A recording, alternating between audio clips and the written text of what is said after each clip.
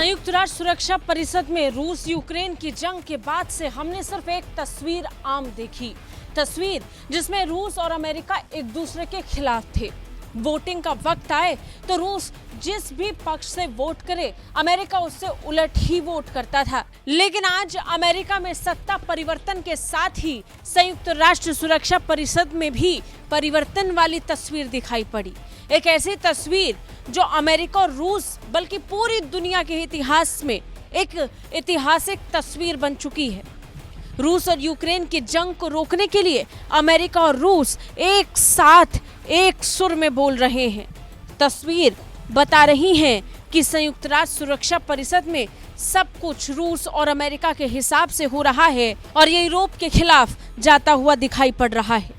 जिस बीच फ्रांस के राष्ट्रपति इमैनुअल मैक्रोन अमेरिका में मौजूद हैं, ठीक उसी समय संयुक्त राष्ट्र सुरक्षा परिषद में हुई वोटिंग की प्रक्रिया के चर्चे पूरी दुनिया में होने लगे हैं। यूक्रेन में युद्ध को रोकने के लिए एक तरफ यूनाइटेड नेशनल जनरल असेंबली में गहमा गहमी का माहौल दिखा तो यूनाइटेड नेशन सिक्योरिटी काउंसिल ने युद्ध पर तत्काल रोक लगाने की वकालत कर दी है। यूनाइटेड नेशन जनरल असेंबली में एक प्रस्ताव यूरोपीय देशों ने और एक प्रस्ताव अमेरिका ने पेश किया था, जो कि लंबी चर्चा के बाद पारित ही हो गया।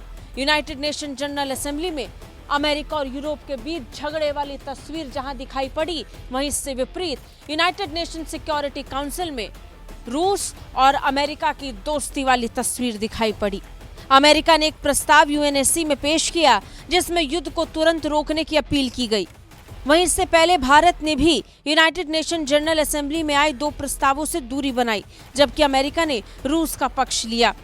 15 सदस्य यूनाइटेड नेशन सिक्योरिटी काउंसिल से पारित प्रस्ताव में 10 सदस्यों ने पक्ष में मतदान दिया और फ्रांस समेत 5 देशों ने वोटिंग से परहेज किया।